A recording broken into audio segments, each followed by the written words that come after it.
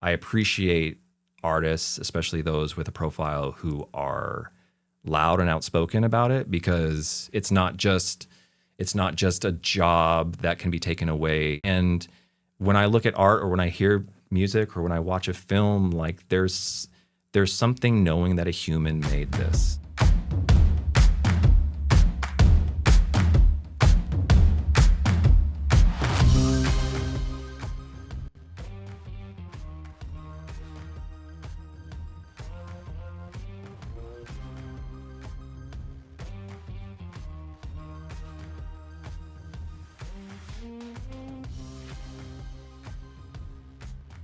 Today's guest is Ryan Shumate, and I just want to let everyone know that I have looked up to this guy for a couple of years now, and you're an artist and an illustrator for some of the major brands and companies like Disney and NBC and Sony and Marvel, and it's like you're just this amazing artist who has done something that you've loved since a kid, and you've made a business out of it, and you've been successful at it, and you being on this podcast is awesome because I reached out to you. We met each other at a Comic-Con over a year ago, and you were so helpful to me and pointing me in the right direction for some of the things that I wanted to go in the directions. And thank you so much for connecting with me and wanting to be a guest and being an avid listener of the podcast too. That's kind of cool. Yeah, I'm happy to be here, and just thanks for having me. It's going to be fun conversation. Okay, well, you're a local Spokaneite right now, but you moved here, obviously, and art has always been something in the back of your mind, and you're basically getting paid to be a kid still. Yeah. And you're a professional in one way or another. But like, how did you get into art? Like, did you know immediately? Like, were your parents always giving you paper and you're like, "Go kid, go draw"?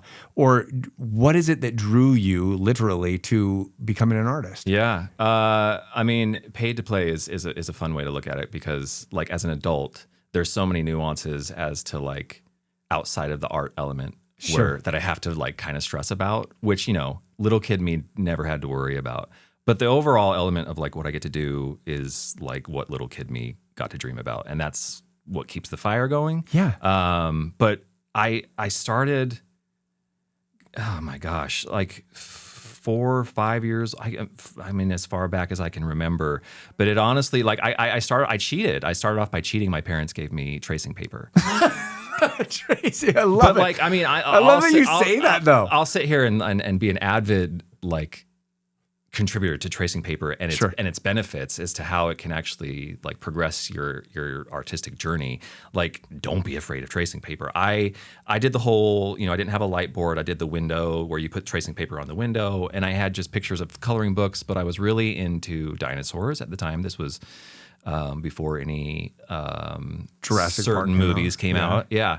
And so when that movie came out, I was 8 years old, and I had been doodling in class. I was definitely that kid that was doodling just anything and everything when teachers talking. And I met a friend in second grade, Jason, who was a better artist than I was. And so that was amazing to me, because I thought I kind of have something that I felt was already my style, or something that I was doing at that age that just kind of spoke to me. And he had this like way of drawing jets and flames that I was like, oh man, that speaks to me. And we became best friends just kind of over art.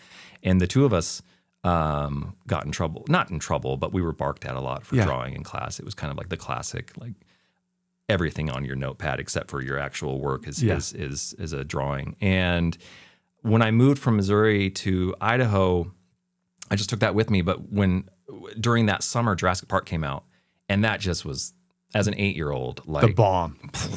Like, still to this day, I'll argue it's special effects, its story, it's it. So to see it at that age was just, it was so magical to me. But it also, there was, I don't know if you ever saw, like, they did this making of Jurassic Park special shortly after the movie came out, and it was, you got to see the whole behind the scenes process as to how ILM, like Stan Winston, Dennis Murin, like these guys who created the puppets and the maquettes, but how they were thinking about going from a puppet to like CGI, and then how Ralph McQuarrie, who was like one of the lead concept designers of the dinosaurs, it showed all of this magic behind the filmmaking process that just, it lit a spark in me that felt like this is kind of what I've been doing, but didn't know I was doing for the last few years. And again, I'm just a kid at this point. Yeah. Did your parents see it? Like, did you? Yeah, we actually all watched it. It was at the time, it was like this NBC special, like Friday night, Thursday night. Sure. You know, you got to watch it on cable, and then it, couldn't. There was no TiVo at that time. No, right? no. So you actually had to schedule it. Yeah. Sit down. Do you with remember the Reader's family. Digest? Yeah, well, of course. Yeah, I never got into my Your it was more of my grandparents. Yeah, yeah. But so we watched it, and I just remember thinking like, I want to do that. But I remember thinking also, how? Yeah. Like how? Yeah, because you don't know, right? Like you see like the end result, but you don't know how to get there. But you see something that's sparking your interest. You're like, wow, that's fantastic. So that was definitely what lit that, or at least, or I should say, threw the gasoline on the fire, because the flame was already lit, but it threw the gasoline on the fire for sure. That was the moment, I guess. Yeah. Let me stop you really quick. Then that is that with your parents, what I mean is that, like, as a parent, and we both are parents, with our kids in school, you want your child to focus and pay attention and learn, and the priority is being there. But it's like some of the kids are distracting, and some of them are doodling, and it's like, no, don't do it. You got to. But did you find like that your parents actually were like, you know what, Ryan, do it, man? Like, were they on your side? Like, because I, like you, I would always be messing around, and it was like I was the extrovert and I was the ham in class, and it was like I got picked on, so it was like I had to be something more than that, right? And so I just went with it, and I guarantee I would have had ADD back in the day if they had diagnosed it back then. But I learned to use that and leverage that to my strength. So were your parents on your side and like give you the paper? Yes, my mom was primarily like my caregiver, and then it kind of switched to my grandparents growing up. That's a whole other story for another time when somebody wants to talk to me about sad stuff. But I mean, there was a lot of happy moments growing up too, where there was so much support in the artistic side of things. I got a childhood which was kind of like a little obscure, but at the same time, that the talents that because I kind of wore a few different hats. Like I also at the time, because of the movie magic, thought I could also be an actor. That could be cool. If that doesn't work out as an artist, I could be an actor, or vice versa. And so wanting to chase that, and then there was music, anything artistic, it was like absolutely go for it. But it wasn't more so as a career. It was just like, you've got something, like don't let that go, and like build upon it. Run with it. You know, keep building upon it and see what happens. There was never any pressure or anything like that in terms of this career is going to lead you down a path where there's no financial stability, or you need to absolutely work on this 24/7 so that this is your future. It was just a lot of my future was sort of left up to me. But in terms of the support with my art, it was very much given to me all the time. I mean, the tracing paper was nonstop as a kid, for sure. Yeah, I went through it a lot. I love it. Have some more. Oh my gosh. But yeah, no, in terms of wanting to do it, and then just recognizing my talent, and also, you know, as an artist, you need criticism, but as a kid, it definitely helps to hear words of encouragement, and of course, you're going to hear bias from your folks. But I would hear it from them and other people. But nobody were bigger supporters than them. Yeah. Well, another interesting thing that you said was that you connected with your best friend, and you guys could like collaborate with each other or brainstorm off of each other and inspire each other. Yeah. And it's like, that's so important, where a lot of kids feel left out, or like they don't belong within a certain clique, let's say. And it's like being able to assimilate with someone else, or to connect with someone that you have a common interest, is so important. And so, like, because you're feeding off of each other. And so when your best friend and you guys started drawing together, and you could see that he was more talented in one way, you realized obviously, like, maybe you couldn't draw the pilot or the fire the same way. But when did you realize, like, my uniqueness is different, but maybe it's better in a different way? Oh, I'm still figuring that out. It's funny that people think that I have a style, because when I look at my work, I still am trying to figure out that style. And I think that that's just an artistic journey that maybe not every artist has, but I think that a lot of artists can relate to. Like, I don't know if some people just find their voice and know what it is. What And would with you me- title your style as right now, though? Oh gosh, colorful expression. That's kind of where I've been for the last 10, oh gosh, no more longer than that. Almost 20 years, Okay. really. But it got, that was more explored through painting. I mean, Bob Ross got me into, I was, no joke, Love you. no joke, PBS, Yeah. like that was such an inspirational program for me and got me into painting. So like once I broke away from drawing and tracing, Trace paper. it was into the painting and expressing myself through color. And there were just a few paintings, where he would use like some really bright hues, and I loved those ones in particular. Yeah. And then when growing up in Idaho Falls, we're about an hour and a half away from Jackson Hole, which has an amazing art scene, and some of the best galleries I've honestly ever seen in the world. Yeah. With some of the best art I've ever seen, and a lot of it's wildlife photography. But there were a few artists also growing up who drew wildlife photography in just wonderful, colorful, expressional ways that I was like, I just need to throw color into my mix. I don't care what it is. I don't care if it's wrong. I don't care if color theory is, if it's backwards and I'm doing that. As long as it speaks to me, that's kind of where I land with it. So in terms of my artistic style, I think around high school or junior high school, I started dabbing with that, and yeah, it's still a journey. I color theory is just it's so fascinating to me that there's not going to be a drawing or style where I don't involve it. Mm-hmm. But yeah, it's got to be color always. Well, what I'm hearing though is that you're also not willing. You're not afraid of making a mistake. Oh no, Right? Like, because Yeah. there's no right or wrong way to draw something as long as it's bringing something, emotion out of you when you're putting it on paper or on canvas or on a wall or however you're drawing it, as long as it's bringing happiness to you. Would you say that when you create art, is it happy and joy that you're creating? Do you have what does that process look like? Because you had mentioned earlier, tracing paper, it's not something to knock on because it's actually teaching you that there's strategy behind something, that if you follow a certain pattern, it will equate to an equation at the end, that it answers something, and you might get pleasure out of it. You might see what's wrong, and you're learning along the way. Is that something that you have translated into the art that you're making now? Like, is it everything that you're doing now, is it happy and joy, and that's what creates it, whether it's wrong or right at the end?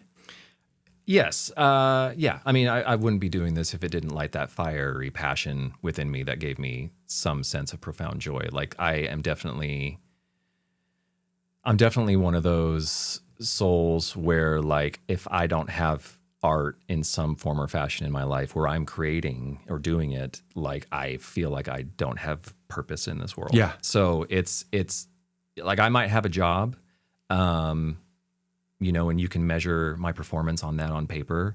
I'll never view that as my existence for being here. I feel wholeheartedly that I was meant to create art, and that's why I'm here, and so I'm going to do it. So do it. What is? Well, let me ask you this. Yeah. Let's change gears really quick, and that would be that. What is it that fills your reward bucket mostly? Is it when you draw something and a kid comments on it? Is it that your wife loves it? Is it that your kids like it? Is it just you put it on the wall of your own home because you like it so much? Or is it because that's better than what was on Jurassic Park? Sure. What is it that fills your bucket that's man, that really does make me happy? Yeah, 100% when my kids love my art. I mean, I can draw a stick figure Yeah. and they'll love my art, but there's You want to have a draw off? there is definitely, yes, Okay. there's definitely something I get that just fills me up more than anything when they want to see what I'm working on. Yeah.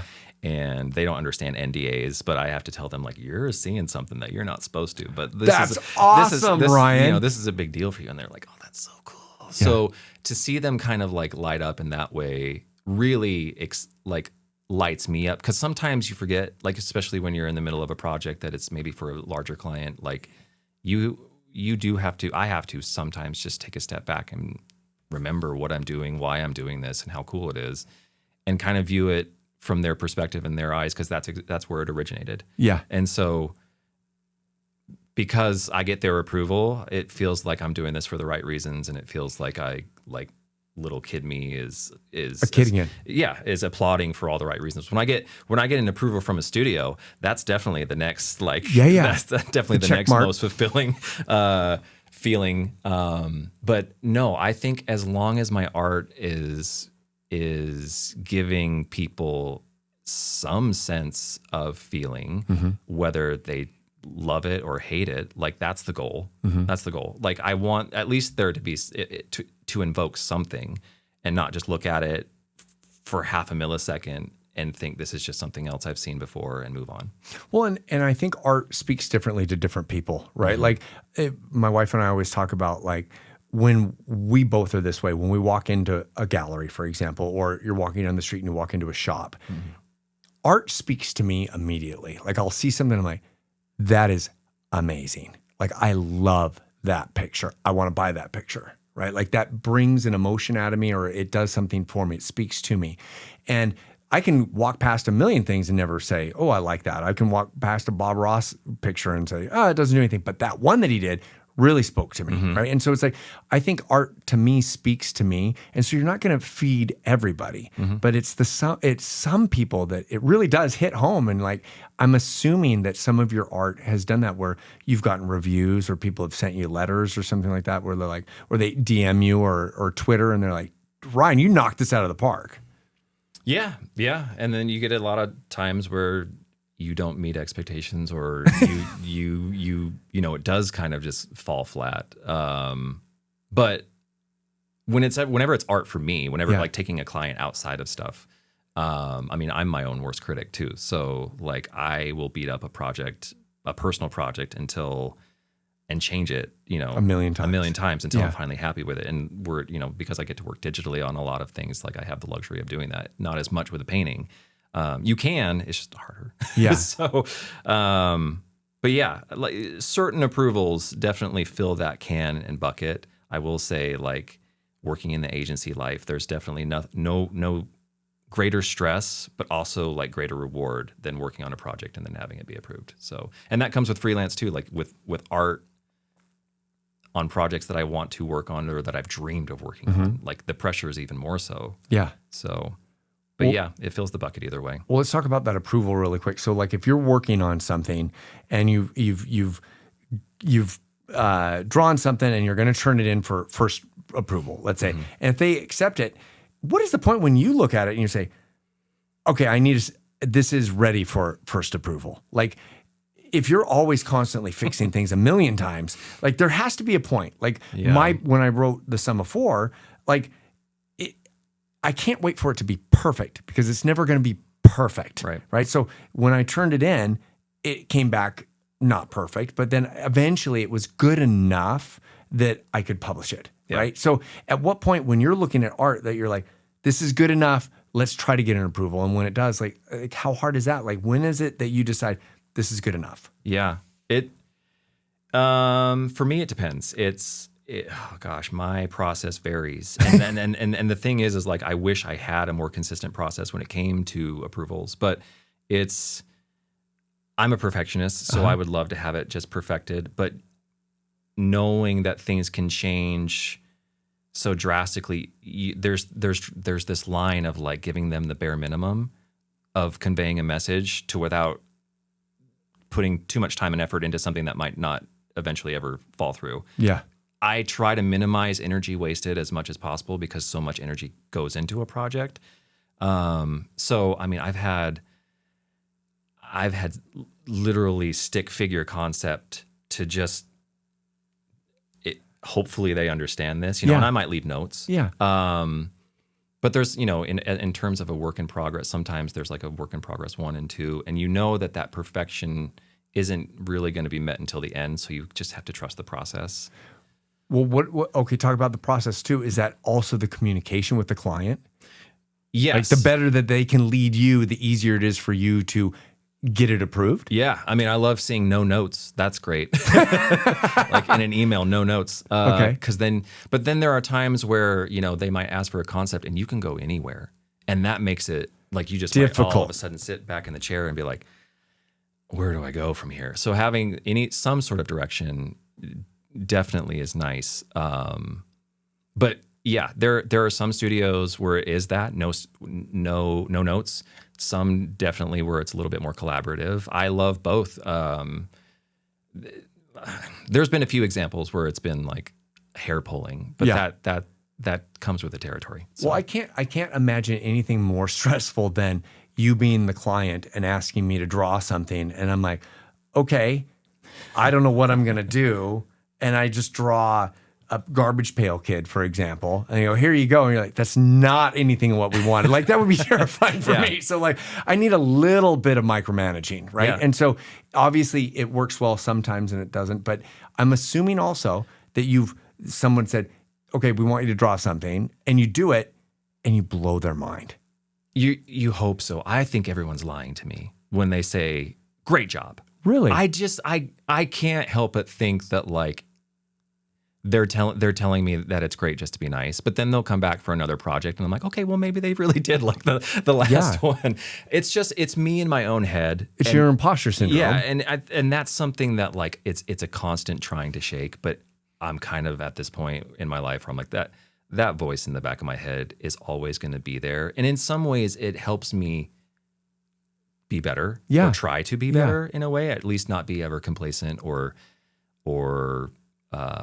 with my work because I feel like there's always room to grow. I'm always eager to learn. I'd love to become a better version of myself every single day with everything that I do. So yeah, that part of me sticks with me. But like, yeah, the communication there's been one time. there's been one time where it just, but hey, you can't have it perfect all the time. Yeah. Well, I think we're going to be right back after a word from our sponsor. After a car accident, insurance companies will take every shot they can to leave you with nothing. But at Dubin Law, the game isn't over until you get the money you deserve. So call Dubin Law and add us to your roster today. But hey, you can't have it perfect all the time. Yeah. Well, I think you hit the head on the nail on that, is that sometimes it's like when you don't believe in yourself, it's always going to be there. It's like, oh, I don't know. And my friend Boyd Morrison, who's an author, he always feels like they're going to find out the next book that I suck, right? And even then it's a New York Times bestselling book, right? Mm-hmm. And it's like, but in the back of his mind, he always thinks like maybe this is the book that they're going to realize that I'm not a good writer. And what happens is then he gets picked up for another book. Mm-hmm. And obviously, if they wanted him back, they A, wanted him to succeed, and B, it did well enough that they would bring him back for another one. And so that seems to be like a confidence anchor for you that has helped you see that little voice in the back of your mind that it's always going to be there, but it also can motivate you a little bit. For sure. There are, in my head, there are 20 different artists that I could give you their names and a list of that are far better suited for this project than I am. But I will happily take this on because you've asked me and it's a dream gig, mm-hmm. and I would love to take it's a challenge, but it's also like I want to create the best version of it, not only for myself, but for them. But art is subjective. So it really it comes down to what they're looking for. And if it's my style that they want for this part, like I'm honored to take that on, because I know that there are so many other artists who could just knock it out of the park, and they would if they were asked. Oh my God. So here I am being asked, and it's like, there's this pressure of, okay, now you have to not necessarily do it in the way that those artists would have done it and try to do it better, but just do the best that you can do it to your ability and hope that they come back. And if they do, great. That's kind of just how I'm viewing it. Well, I love that you say that, because what you're really saying is that there's no right or wrong way of doing an art piece, mm-hmm. right? And if it matches and blows the expectations out of the client, for example, or the person that wants your art or whatever, you're doing something well, right? But when they're asking you to do it, they want you to succeed. Hence, you are one of those 20 people, right? And so you are one of those people that they come to ask. And so whatever the art is, it is not going to be the same as the other 19. And I think that's something that I want the audience to hear, is that it's like, you have to learn to leverage your uniqueness, your skill. You might paint like Bob Ross, but there was nobody else who could do what he did, right? Like, that was his uniqueness. He leveraged his looks. He averaged his like demeanor, his relaxation. It's like how easy it was. It's like, I know so many people just watch that and eat, right? And it's like, but I couldn't do that. But I could still draw something similar. But it's like, they're bringing you on because they believe in you, number one. And number two, you're good enough to bring your unique skill to the set. And whatever you make is going to be a little different. Yeah. And I think that that's something I want people to hear, is that it's like, even though there's 20 other people that might be better than you or equal to you, it is you leveraging your uniqueness that's because there's only one you. Right. That is the point that I want to make, that it's like, it's our differences that make us so special. And no matter what, especially in the creative world, the podcasting world, whatever it is your uniqueness and how you leverage that. And that is what you've done well. Yeah. I mean, definitely giving yourself the message that you're good enough for this project, but you were specifically chosen for this project for a reason. Yes. You weren't in that room with their marketing team going over they probably maybe did go over the list of those 20 artists that you are talking about. You have to remember, and the thing that I have to remember even now is, you were specifically chosen for this project for a reason, and maybe it was your style, and it probably is. Or maybe it's the way that you worked with them in the past, and it's your relationship that you have, right? Oh yeah, there's definitely, I've heard stories of fantastic artists who are just toxic. And so you have to be able to also be able to work with clients. But yeah, realizing you were chosen specifically for that is what I just grasp and take hold of, and just hope that I don't mess it up. And it's been good so far. Yeah. Well, but let's dissect that for just a second. It's like getting a job interview. If you get that interview, it means you're good enough to be in the room. Like, they do want to look at you, and they do want to learn a little bit more about you. So it's like, you have deserved and you've earned the right to be in the room. Yeah, absolutely. And whether or not they choose you or not, you might be one of those 20 people. And you can't take it personally if they go with one of the other 19. Yep. But the point is that you are good enough, hence they invited you to the room. Speaking from the stage all the time, it's like, if I'm on the stage, everybody in the audience wants me to succeed, right? The event planner believed in me enough to be able to come and deliver a specific set, right? And so it's like, I already have this confidence anchor behind me, like, they already want me to succeed. I am already a good enough speaker to be in front of everyone about my topic or my theme. So it's like, and the way I'm going to deliver it is going to be different than the other 19 public speakers, because there's a million motivational speakers, there are million transformational speakers. So why me? Well, it's my style. It is what I do. It's how I leverage my uniqueness, and I do a stupid handstand walk across the stage. But it's like, you've obviously learned to do that. And so you've landed some major gigs. What was your first major gig that put you on the scene where you were like, I'm actually a professional. I'm actually belong in these rooms? I still am trying to tell myself that, but I mean, gosh, with my let me reach across this and say that you do deserve it. I okay, appreciate that. Yes. My journey found me going from graphic design, sort of finding this community, and finding specifically, because I want to give them the shout out, is Poster Posse, who is the agency that I work with. They're not a representation agency where they have like a artist portfolio and they actively try to reach out for the artist, but they do have a relationship with various amounts of studios and clients just within the world of both IP and book publishing.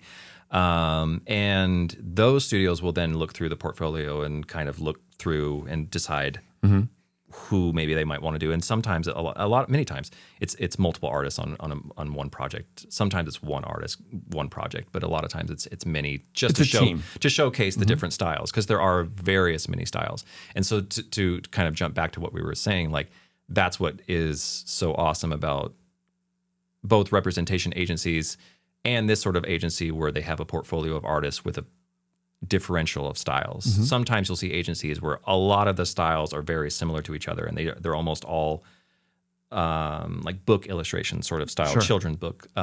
These just range, and so the studio can have a very diverse selection. And aside from that, we come from all over the world. That is another point that they're trying to pull into their roster is not just U.S. artists, people from all over. So when they reached out to me about 4 or 5 years ago, 5 years ago, 5 years ago now, I was super surprised. I didn't feel like I was sort of there in my career yet. I hadn't really had a whole lot of high profile jobs. I don't think I had any yet, aside from some print projects that I had done that were licensed. And even at the time, that was a big deal. So I got on board with Poster Posse, and they reached out for Shang-Chi when Shang-Chi got released. And the Marvel film Shang-Chi. And absolutely, yes, this is a Marvel project. And I remember spending a good month on that one. But looking back on it and looking at that piece, you can tell, like, I poured so much of my time and energy into it, and I'm super proud of that piece. But the studio came back.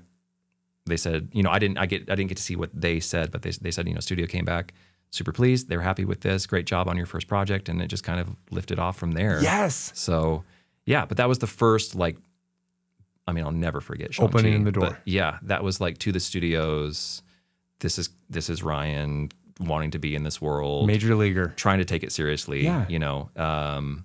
How was that at home, like with your wife? Gosh, ecstatic. Yeah, I mean, and I'm sure that just like lifts you up, and then when you can share that with her, how did that go?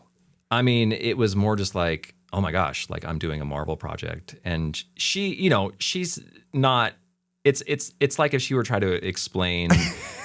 I have a feeling you're going to go one of her TV shows or something to me where I'm not quite on board, but she's like, oh my God, that's so great. Like, and she is genuinely excited, and she understands. But for me, I think a dream come true. Yeah, I think I know that I'm the one who really kind of understands like the weight of this in terms of how it relates to me. So I always say Heidi, my wife, is a Star Wars fan, but it's only just because I'm a Star Wars fan, right? Yeah, she's like not really into it. When we first started dating, she was like, "Oh yeah, I'm a Star Wars fan." And I was like, "Are you?" Because I mean, everything off of our marriage was based off of that. No, but I found out like kind of shortly after like we got married, it was more of like, "Oh yeah, Star Wars is cool," and I'm like, you've turned on me, and I feel like you were telling me things just to make me, but she really does love Star Wars. We went to Star Wars Galaxy's Edge last year in April, and the both of us were just like, this is the most amazing thing. Like, they did such an amazing job on it. I was geeking out for sure. And it's everything around, right? It's the creativity. It's like the props, and it's the sound effects, and it's the music, and it's like everything. It's like they bring you into the world, and they make that creative, magical experience. Oh yeah, I mean I don't know if you've been on the ride but oh my gosh, Galaxy, the name of the actual ride, the Millennium Falcon one, or the one where you're walking through and there's all the stormtroopers lined up. I believe it's the First Order. I don't know. What is that ride called? I want to call it the Galaxy's Edge. Like, I don't. Well, the Galaxy's Edge is no, that's the whole thing. I can't believe. Park, but the whatever that ride. I can't believe I can't. When you gotta pay for it, $20 extra to get in line. When you walk through it, and this is the classic. There's all the stormtroopers. Like, that was such a like, wow. Yeah.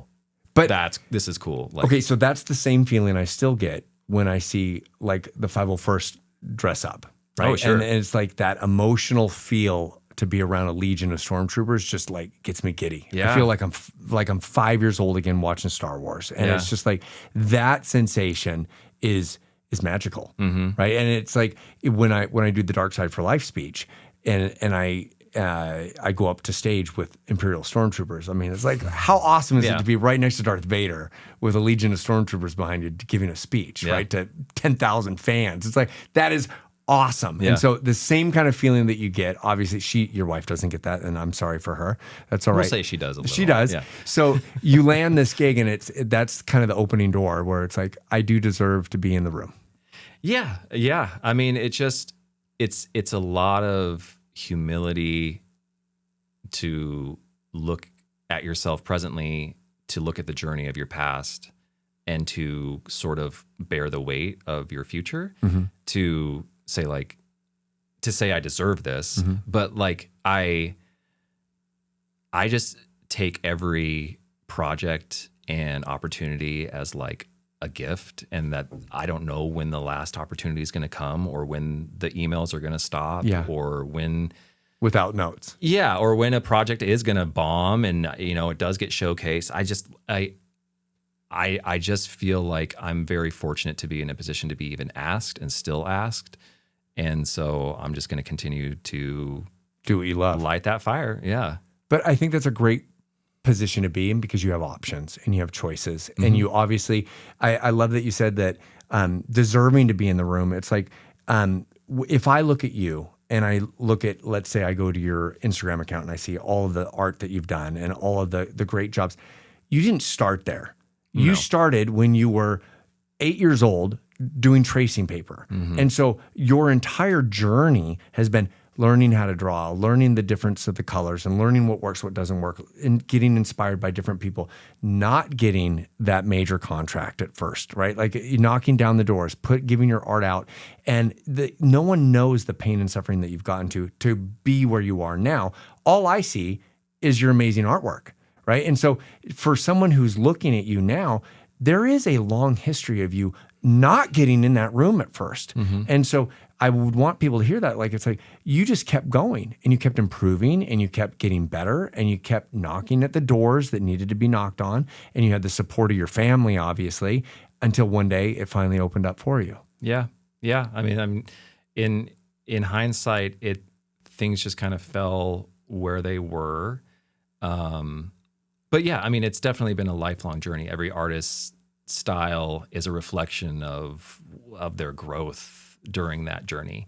And that's the most amazing part, is it's not a reflection of how much you've practiced. Everybody has either 10,000 hours or 10 hours, but it's a reflection of your artistic journey. And, if you want that to grow or be represented in whatever way, whether it's a painting or a digital art or pottery, sculpture, like there's a way to express that, film, music. So that's what I love about it. It's just the doors, like, and continuing to go down that path. You have to keep knocking. You have to keep knocking, but it's also like you have to kind of keep knocking at yourself to continue to do it, because I honestly don't know if I would have had as much luck had I been an illustrator 30 years ago, same age.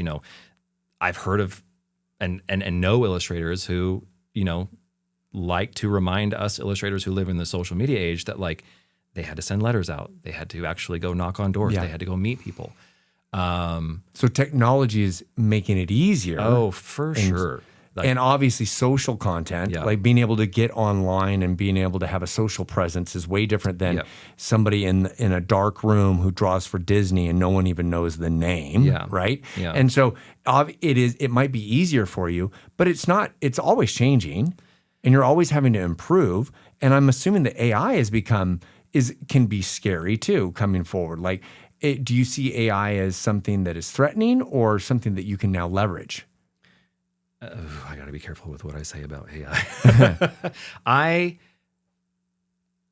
absolutely am not a fan or proponent of where it is going creatively. Okay. I believe creativity has a soul. It comes from a soul.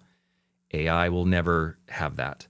In terms of its place in like our world and like being able to help us, like I see where it can be maybe beneficial, and there's a conversation that I think everybody sort of gives a generic overview of, like, well, I can see where it's beneficial, but I will absolutely tell you, like, massive FU to AI in terms of its wanting to be in this position right now of replacing artists, because it's currently happening. It's not like it's gonna happen, like it is happening. Like like literally just a few weeks ago, some of the most amazing talented artists in the industry who work for Marvel Studios and Disney were fired, were let go, because they're even some of the core creative teams, like some of the guys that and women that I know that were a part of that team were let go. And it's now just a skeleton crew because we know what the studio's planning on doing. Like it's more of a freelance opportunity, but seeing where they can cut and minimize costs using AI. And I appreciate artists, especially those with a profile who are loud and outspoken about it, because it's not just a job that can be taken away.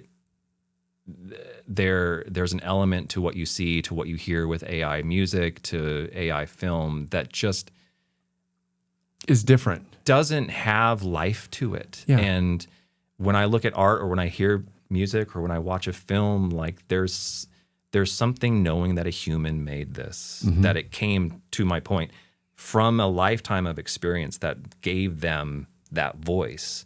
And all an AI prompter is doing is putting in a prompt, and there is no life history or background that gave them the artistic voice. It's this AI computation, and it just is garbage to me. So and you can spot it easily, obviously. Oh, I mean, well, it's harder, and that's the scary part. Is it's just becoming harder. It's checks and balances in knowing where it can be beneficial. I'm even careful in saying that it can be beneficial in like concept art, because there's concept artists, Sure. So. And that is where basically, like, I, as a client, want you to draw X for me. And you just kind of come up with like a basic idea. And you're like, is this the direction you want to go? And I'm like, yes, that's it. But I want it more fire. I want it more action or whatever. And so it's just the beginning stages to give you kind of the piece of what the puzzle could look like, right? Yeah. I mean, yeah. And even with that, like there's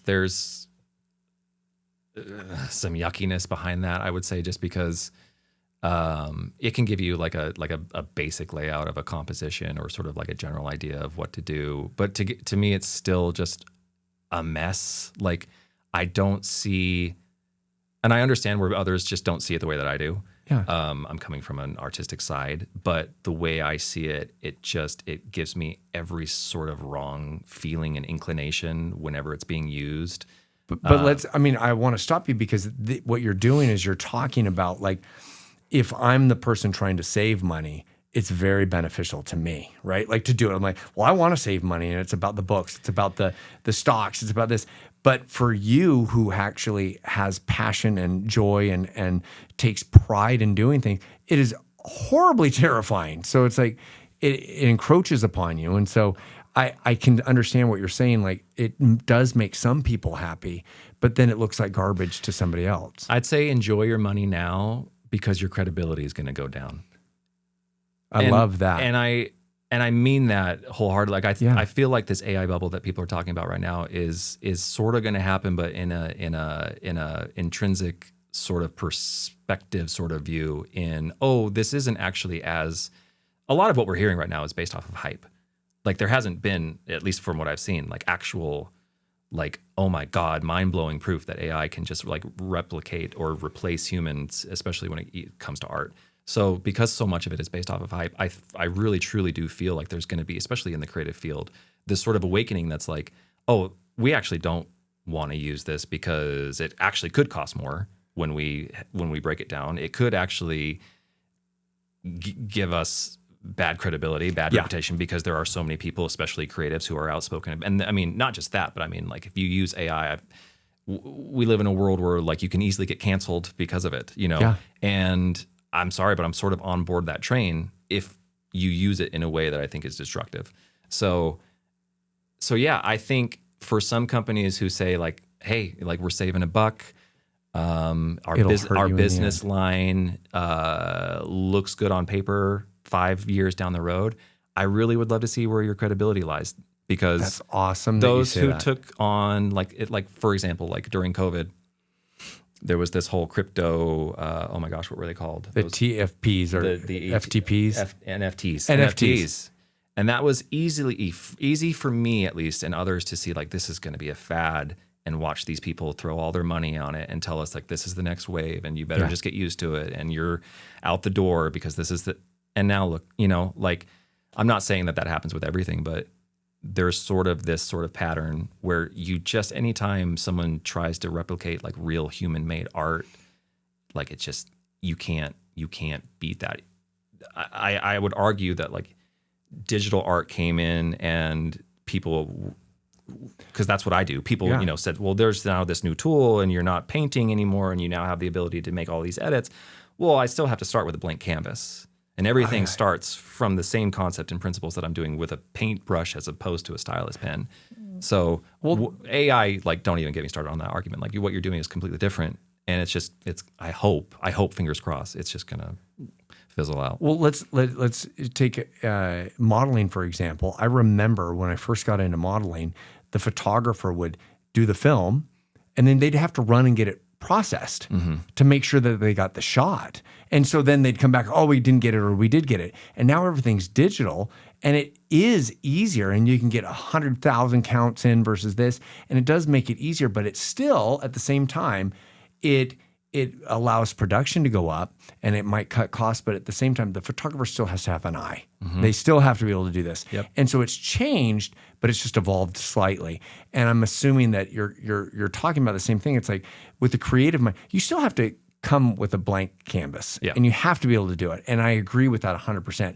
I'm finding that on like social media and with posting like on LinkedIn, for example, you can tell the people that are using the AI, right? Like ChatGPT or whatever. And it's like everybody looks the same. Everybody's now a thought leader. And I'm like, where's your own personal thoughts on this? Like all you're doing is capturing what other people have said and you're regurgitating the same thing. And when you start seeing the same thing from other people, you're like, well, obviously that's what it is, right? So it's like, how do you take that and leverage it? How do you use AI, even in the creative world? Maybe it's just for you to find a new pipeline of work, or maybe it's to how to send those emails out better, and you utilize it a little differently than to actually make your creative art, right? Yeah. And so there is a specific place that it might assist you, but not to let it take over who you are. Absolutely. I mean, I have Claude on my phone. I'll use it to, like, I don't need it to break down my emails. I can do that. There's a level of intelligence that I want to be able to hold on to myself, where I am kind of worried that like there will be this like degradation of like, I need someone. I don't know how to spell everything. I need it to summarize all of my emails and put it into,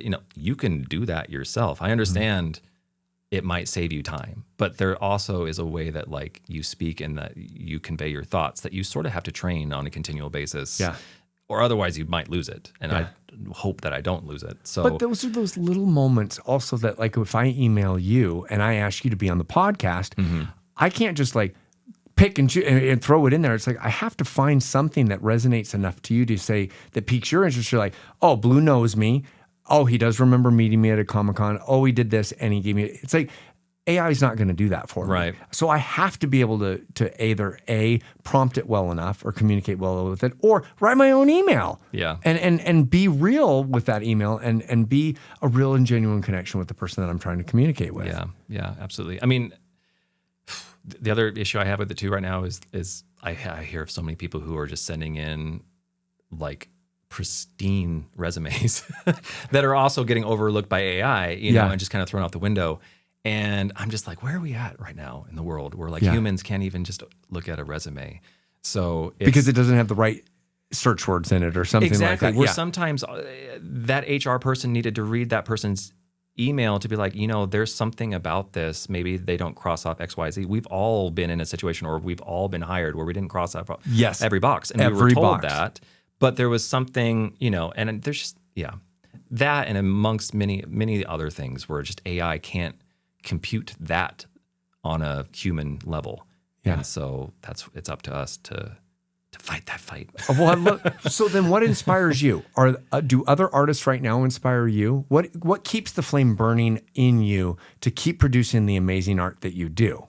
Yeah. I mean, I am in a community of artists where like I would call us like the alternative movie poster group, where I found this group of artists that got me into this field was this love of film, creating poster work that was aside from the original poster work, not always licensed, but just creating something that like, how did this movie speak to you?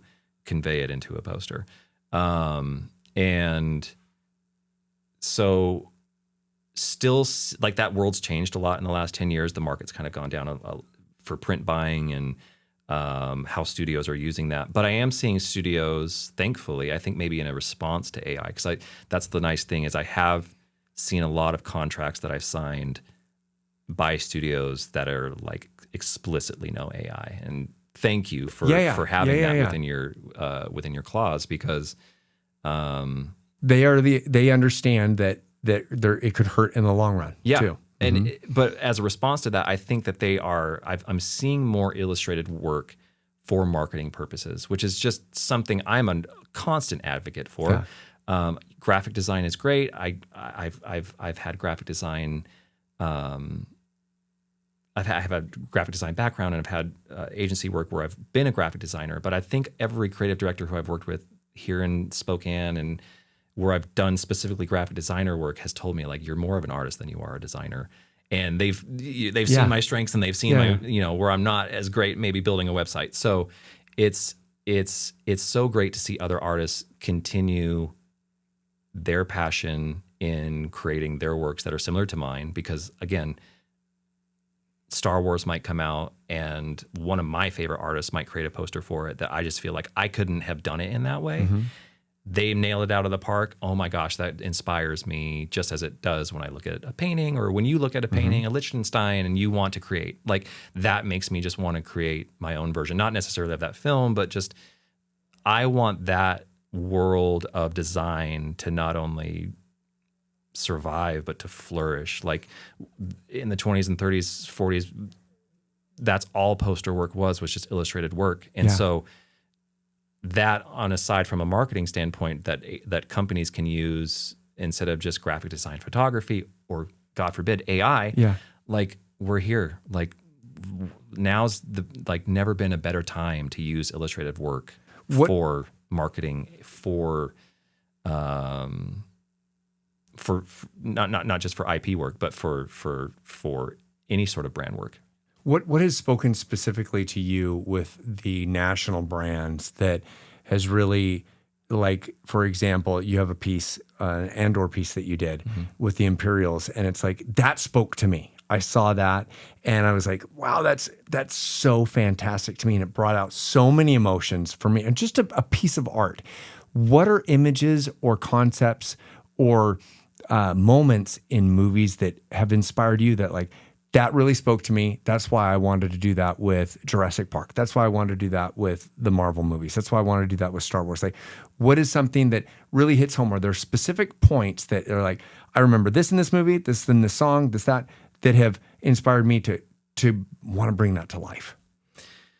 Yeah, I think it's usually, for me, it's not like, sometimes it's like the overarching feeling you have from watching any film or anything really.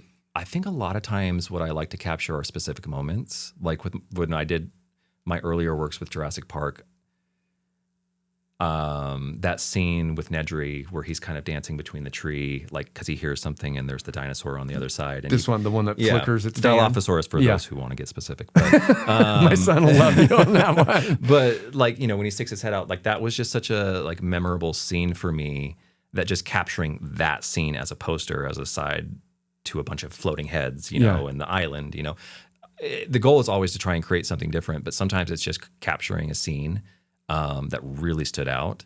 But I mean, in that specific piece, for example, you actually have, like, the pulley chain that he has on the Jeep wrapped around the tree. Yeah. Like, it's the specific little spots, those little small things, the details that you bring out really bring it that much more. Sure. Right? Whether that's the image on the Jurassic Park, on the raincoat, or anything like you did a really good job of bringing out the little specific things versus all just the bubbly things. We've got to get everything in just to make sure that everybody understands the concept, right? Yeah.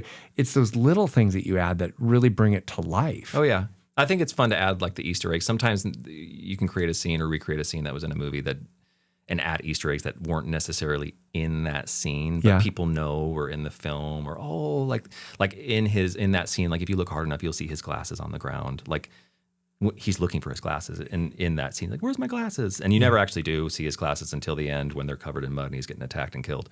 But in the poster, I'm like, well, we'll just put them right behind him at his feet, where He could have easily grabbed Yeah. them. So it's fun to add those little nuances, and I think that's sort of the fun part as an artist to sort of do these callbacks and to kind of play with it in your own little world, because you are creating your version of it.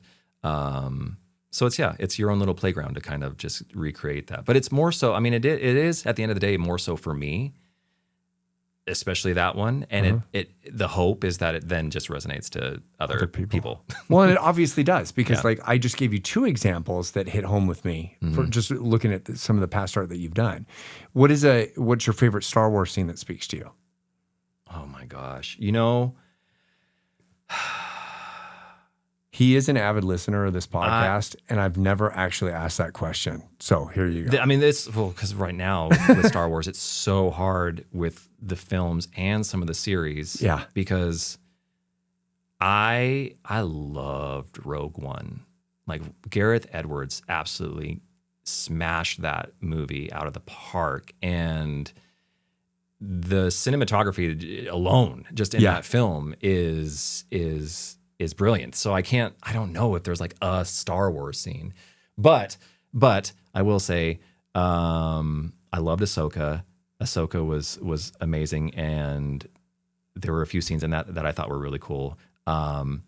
But the Boba Fett series, we won't talk about how good or great or bad it was, because it wasn't that great. But Boba Fett's my boy. Like that like he's hands down been my favorite Star Wars character. So there's this specific scene where he takes the Slave One, or whatever they're calling it now, the fire spray ship. Yeah. His ship. It's all right. I had it as sort of floating over the Sarlacc. The Sarlacc pit, because he wants revenge. Yeah. And he slowly, like, it's the way that the Slave One, just like they have the camera, like it's this massive ship, but the way that he's able just to inch it and then like kind of have it start to tilt at an angle so that it's like banking, like his, like he's looking the enemy down the I've face, always, right? I had that toy twice as a kid, and I still do as an adult. I bought mine at King Norman's up on the South Hill. Yeah, I've got the Hasbro. It's in my office. To see the ship like that was such a just like, oh my God, this was what I've always wanted to see as a kid. Yeah. You know? And so like, aside from the series itself, that scene. But I think that brings out the kid in us a little bit also, because they answer the questions that we've always wondered about. And I think a lot of series and a lot of shows do wrong on that. Like, I don't really need to know the backstory of this person, but it's like, it's those little things, like when the TIE fighter, when Moff Gideon lands with the TIE fighter and it lands and it bends down, like the wings bend so that he can get out. Like, I didn't know that's how they did that, right? Like, it's just like these little interesting pieces that they add to it that you're like, that really brings home something more emotional to me. Yeah. They're turning, I appreciate the way Dave Filoni is opening up the Star Wars universe. Like, I have my own criticisms here and there, but yeah, to that point, like where you kind of find out like something that you've known about for 30 years, but then you find out something new about it, or backstory history. I mean, Star Wars, aside from Jurassic Park, you can't ask me to pick one, because the universes are just so vastly different that have love for the two of them that, it's impossible to choose. You talk about being a creative and an artist. How important do you think that music and the composing of that was? Oh gosh, John Williams. Well, I mean, luckily he's in both, so I can't really complain on that one. But I mean, you don't get any better than John when it comes to composing. So, well, you talked earlier about the NDAs, and this was interesting about your kids get to see it, right? And they're like, you don't understand this, but you're not supposed to see this yet. Like, there is the reveals are so important, especially in the franchises. And it's like, if you drew a picture of Baby Yoda before Baby Yoda was even revealed, then people would know it, and it wouldn't have that shock value, like that Sixth Sense moment, right? And it's like, how important is that for you when you draw those pieces down on the paper, like that you do not reveal too much, but at the same time, like, are you given guardrails? Like, you can't do this because it will reveal too much of the film, but you should do this because we won't release this picture until X. If anything, we're not given enough. I mean, a lot of time it's like a trailer will release that everybody has access to, and it's not like they have special. There used to be a time when sometimes we'd get special photography or like B-roll type footage to kind of help with drawing certain elements, because everything has to get approved. whether it be like a mechanical aspect or especially a likeness. But yeah, a lot of times it's like you have the trailer on YouTube, so have at it, So you have to kind of screen grab and take what you can. And a lot of it for me is what I call like photo bashing or photo mashing. Like I'll take 4 or 5 or however many photos from a trailer, but I like this piece and I like this piece, and maybe that background will do well. And then you kind of combine them all into one piece, and not necessarily like straight up tracing it, but there are elements from that then become the poster for me. So that's kind of how my approach or style approaches it. But like, yeah, it's very minimum, and a lot of times you're like, this is all we have. Yeah. Like, okay. And you just you have to be creative in that stance. Yeah. Okay. Yeah. Well, I know that you have some audacious goals too, because it's like you're not done drawing yet, right? And you want to keep moving forward, and you want to keep you enjoy the work where you do get this specific job for 6 months or a year, and it's like what are your audacious goals moving forward? I mean, definitely to keep the art going on a yearly basis. I feel lucky to get a few projects per year, but luckily the growth I'm starting to see it in my career. It's not at the level where I'd love for it to be. I think we talked about it earlier, where like having some sort of retainer as a freelancer would be phenomenal. Studios don't always work in that regard, but like this isn't a secret. Like I can say like I have like a contract, if you will, with Universal. But it's not a retainer contract where like I'm paid for 6 months, and anytime they just need something, whether it be a image for a social media post or they need something drawn for the website or they need a small poster made, like anything and everything that could be asked within that 6 month period, it all comes from within that budget.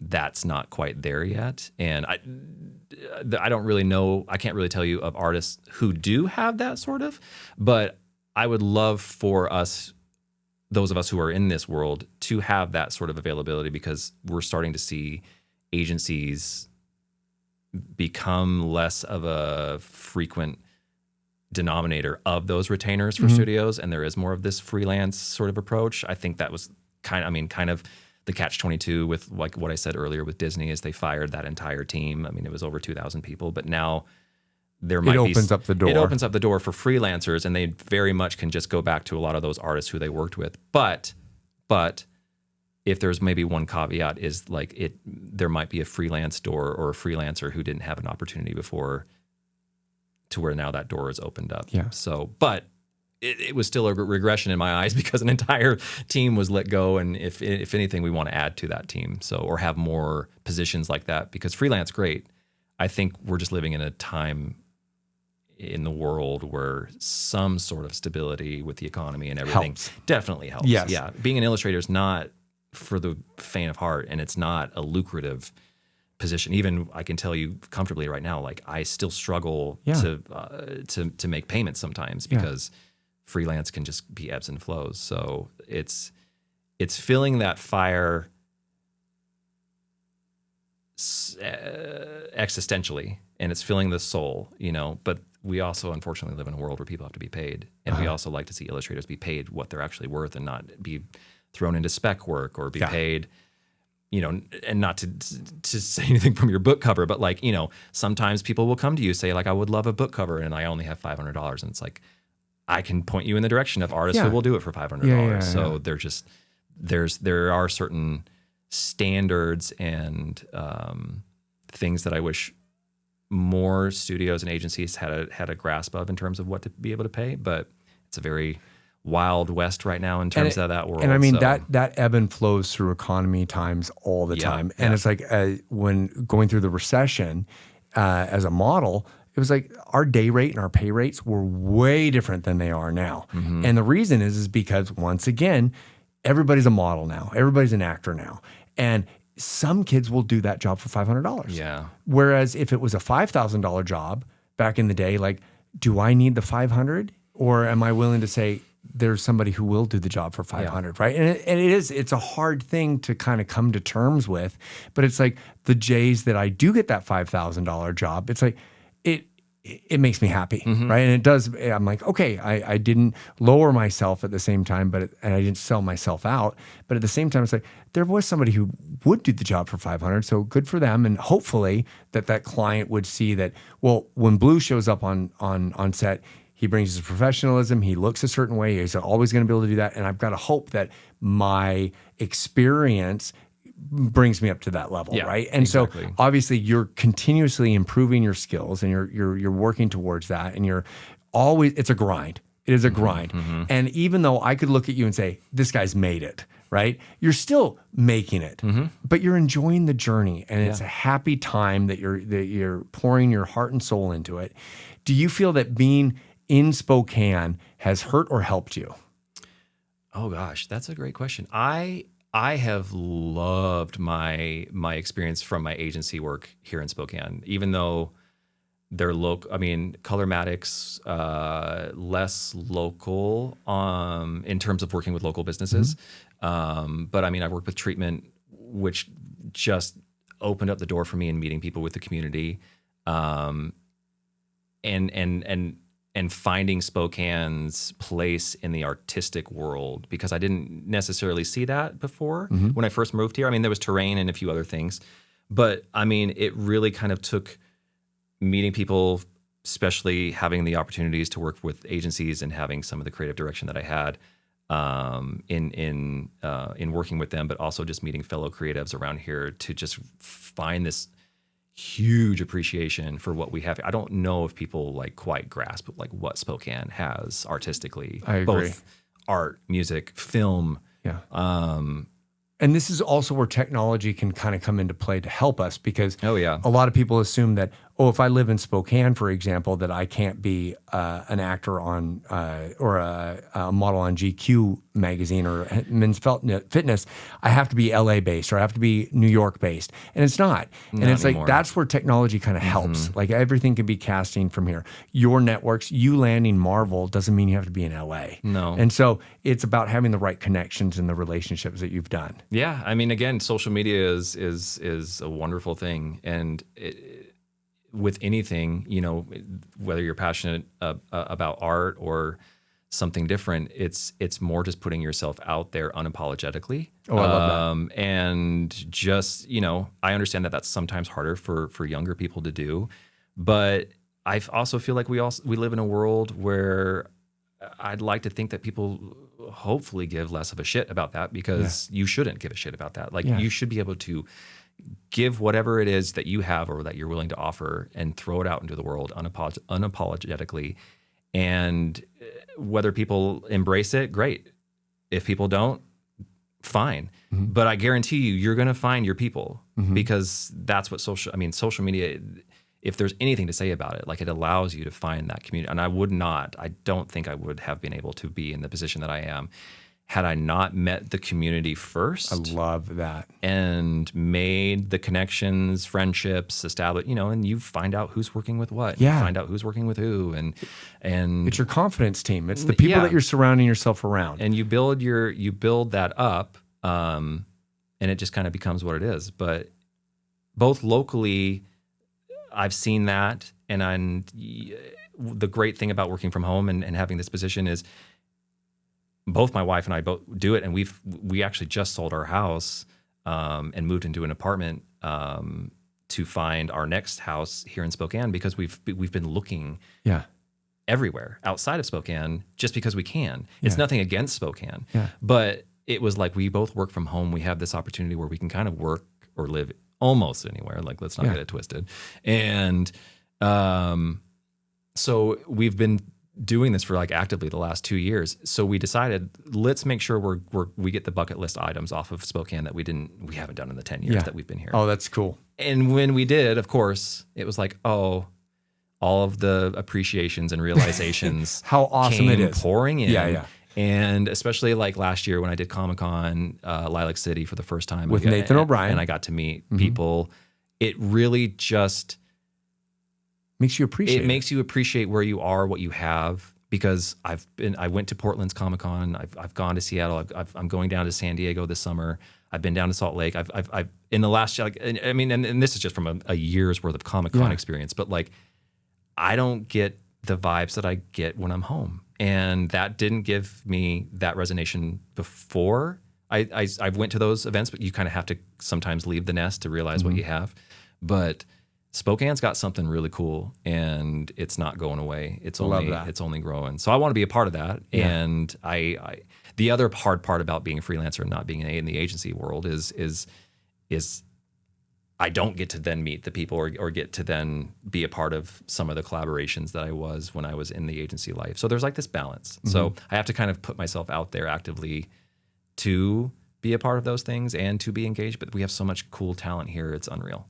So, yeah. I mean, it's this smorgasbord of all this talent and productivity. And it's like Spokane offers a lot. And, and it is a gem that a lot of people don't know about. Yeah. And that kind of ties into my last question to you. And that is, if someone saw you now and what you've accomplished, what would you tell or mentor a mentee of like, how do you get to where you are now? What is one piece of advice that you would want to give someone to say, you know what, this is how you got to get here, and this is how you land those contracts with Marvel or Lucasfilm or something? Yeah, the age-old question that I wish they would have taught us in art school or college. Yeah. That's the one thing that it's always constantly talked about, how like, well, we never actually talked about how you get that work.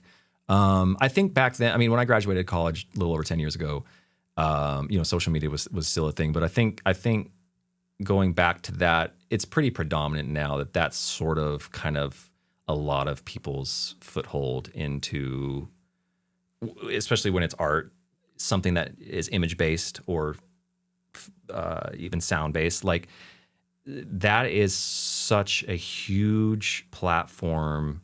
And it's free to start, and it's free, and it's literally create an Instagram post, create a TikTok.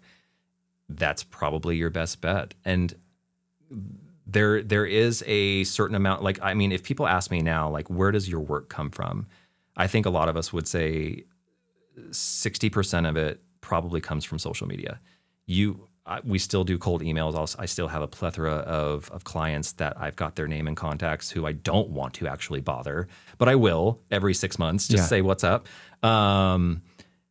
You'll get responses from those, but those people usually come back to me through a social media post or a DM, or they also follow me online, and it's it's sort of laughable at like where the power of like your career is just like literally in the hands of Meta and Facebook and Instagram and TikTok. But like, if that's where people's eyes are being diverted, like you kind of have to use those platforms. Aside from that, you have to be persistent. Like, just don't give up. Like, I also didn't necessarily, I mean, I went to school for art education, and I did a year of teaching in Coeur d'Alene to where I had to take a step back and tell myself, like, I have got experience, and I just freshly came out of college to be able to teach this, and I could, but I would love to have a career, a background to which then I can use that as a foundation, not just my college education, but apply that to teaching. I want to be able to teach again in the future and apply with what I'm doing now, but I want to gain life experience to be able to apply that to future students. Because when that future student asks me what you're asking me, how do I do this? I wouldn't have been able to give them that answer had I not lived it or experienced it. I love that. Yeah, I love that. I got to go through the experience. But yeah, we live in such a crazy time where I wouldn't put that pressure on you where I want to be a movie poster artist, or I want to be able to create Jack Daniels illustration brands for, just create what you want to create. And unapologetically put it out there. And just, be yourself. That's funny. Where can people find out more about your art? Where can they purchase your art, and where can they find out what you're going towards next? Yeah, social. You can find me, Ryan J. Shu, on almost every single social media platform. I don't think I have one that's different from that. Like, I don't think there's a weird wacky number on any of it. I think I was lucky to get Ryan J. Shu, SHU, Instagram, TikTok, Twitter. Threads, gosh, if it's out there, I've probably thrown myself on it. And then my website is just my full name because I couldn't get my name as a domain named Ryan Shumate. BlueStiley.com wasn't taken. No, it's RyanJShumate.com because unfortunately RyanShumate.com is owned by somebody in Florida and they're not giving me that note. They're just not giving it to me. Darn it. There is no website. There is no RyanShumate.com. RyanShumate.com. Like if you actually type in RyanShumate.com, there's nothing.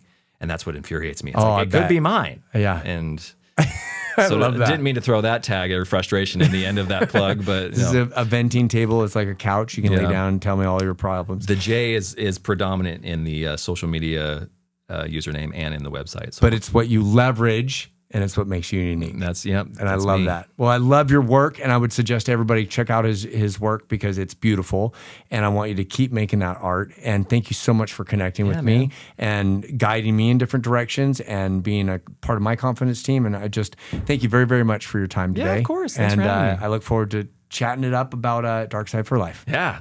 Awesome. Thank you. Thanks. Thanks, Ryan. Yeah.